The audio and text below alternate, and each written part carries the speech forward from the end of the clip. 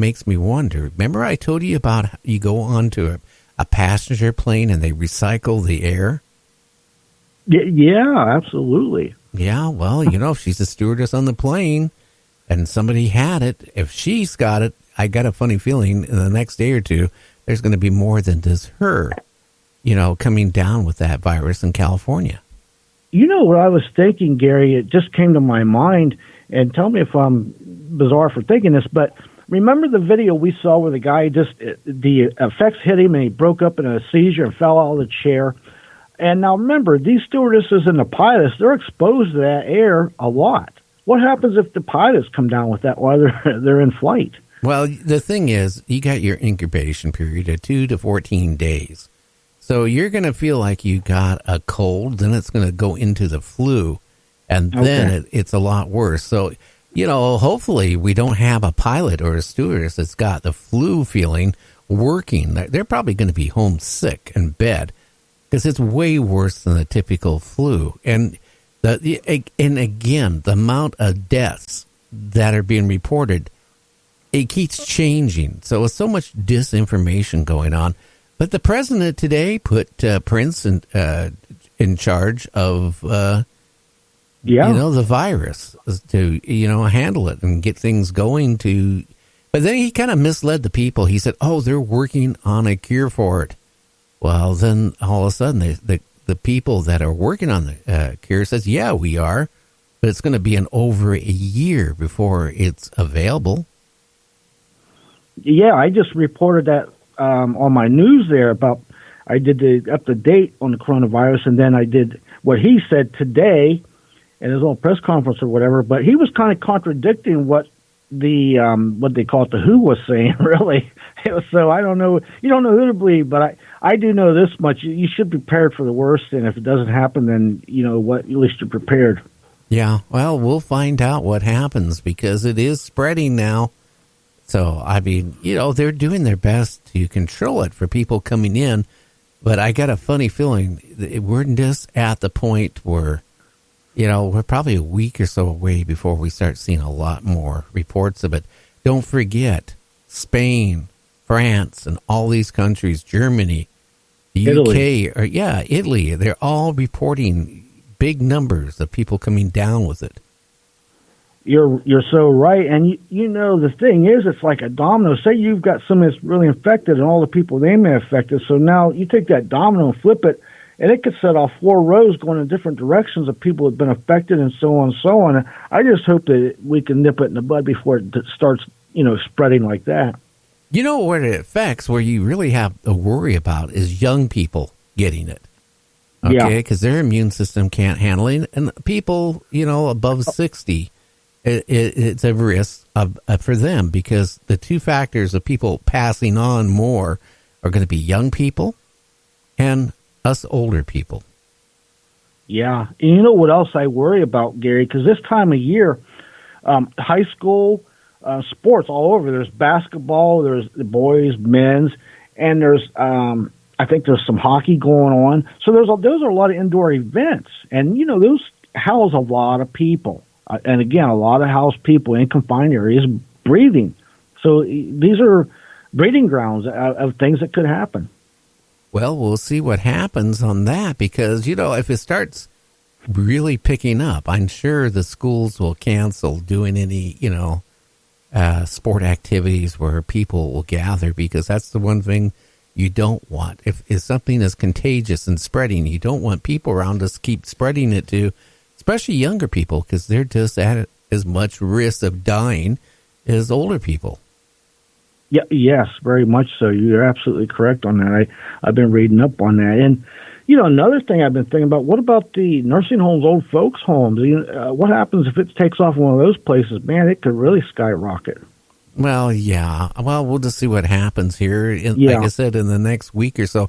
That's going to be a critical part. But if you're talking about they can't come up with a vaccine for over a year, and then the president was misleading people today. I hate to say it. It was like they're working on a cure right now. It's going to be available shortly. Well, a year is not shortly if you start having people infected with it and dying. From what I read during his report that he was kind of downplaying it some, like it wasn't as big of a deal. Where the WHO organization there was, making out to be worried and be vigilant. So it was like contradictive from the reports I read.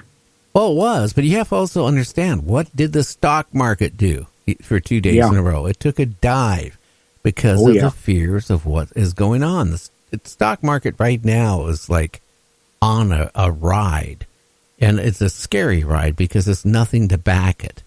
So, a panic and, of something like this where not because of the virus hurting people or making people sick or killing people, it's disruptive what it'll do to industry, businesses. Yeah. And that's when the stock market can take a big dive.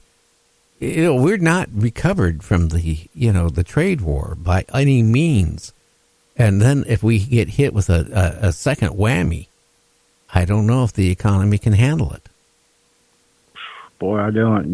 That's because that's like on a two front fold. You're getting a pandemic, and then it's hitting the economy. Boy, oh boy, yeah, that's going to really stir a lot of people up for sure. Oh, I think it will. Guess what? What? In Britain, they made one of the largest pancakes ever. It broke the world's record. Oh, man, it's just like that cake I wanted so bad. This is 430 foot. What? Yeah, a long pancake. That's bigger than a football field. That's a football field in about a third. How do you cook something the size of a football field? Bigger than that even. Well, how can you put enough butter and syrup on it? You'd have to drive by with one of them crop dusting planes to put your syrup on it. My goodness. Well, again, somebody just won on the lottery, but this time it wasn't that huge. Okay? Oh. They went in and bidded on a, storage, warehouse where they rent storage where you can put your, sofa or whatever you want to put into it. Yeah. Okay, well, they found a lottery ticket in it and won them $5,000. Wow. I used to buy, when I lived on the East Coast, I used to buy storages. They would sell them. They would auction them off for people that hadn't paid them for years or whatever, and then they would auction them off. And I got lucky one time, got a bunch of old train sets. But, boy, can you imagine finding a winning lottery ticket? That would definitely pay for that whole locker. Well, the person had the storage unit that had abandoned it. Boy, that was a big mistake, wasn't it? You know what? In Tennessee, police had a report of an injured eagle. So they went to investigate it, and they found out the eagle was so full and so heavy, it just couldn't fly. Oh, my goodness. What did it eat? Well, I don't know. But it ate a lot. Whatever it ate, it was a lot. You imagine the eagle ate so much you couldn't get off the ground. That is something else. That bird there was a glutton. Now, can you imagine you and your wife come home to your house and you find a huge, fat snake, and hanging out of the mouth of the snake, it was what is left of a bath towel. Oh, my goodness. What is going on out there, Gary? I'm afraid to even walk from room to room without checking under things to make sure. Don't go barefooted, I tell you that. Wear boots when you walk around at night. But could you imagine, why would a snake of anything eat a bath towel? Maybe only thing I can think of is maybe they use it to wipe up some kind of blood or some kind of food or something, and it just, the smell it took it for something to eat. I don't know, but that's a good question. Yeah, or they had really smelly skin under whatever when they took a shower and then hung it back up, and then the snake, okay, well, there's a meal, and decided to eat it. I tell you what, a snake can't digest a bath towel. But, it's scary just to walk in and find that, in your house. Oh, my goodness. The list is going up. People are losing their bath towels because snakes are eating them. Snakes are coming up through the toilet. They're coming out of the ceilings. They're coming out of the pillows, casings. They're ending up in the bathtubs, coming up out of there. They're ending up on pizzas in the stoves. Is there any place off limits for these snakes? I don't know. Maybe I was going to say maybe in an aircraft, but about a month ago they had a snake in an aircraft, and then they also had just a few days ago. I forgot to report it. What do you call these things out in the desert? Scorpion. A person went to put something in their overhead luggage compartment on an aircraft, and they got bit by a scorpion. Wow. We went from snakes on a plane to now scorpions on a plane. I've wondered why that hasn't happened way more often, because scorpions, some of them are so small, Gary, they can crawl up into spaces you don't even see them. Then you reach your hand in there and you feel a sting. You think, I got a spider bite or a bee stung me. Next thing you know, your hand's the size of a basketball or it's about to fall off. Yeah, and then you can't breathe, and you can actually die from it. Yeah, it's scary. Well, a puppy was rescued in a well in Connecticut. Fell in a 40-foot well.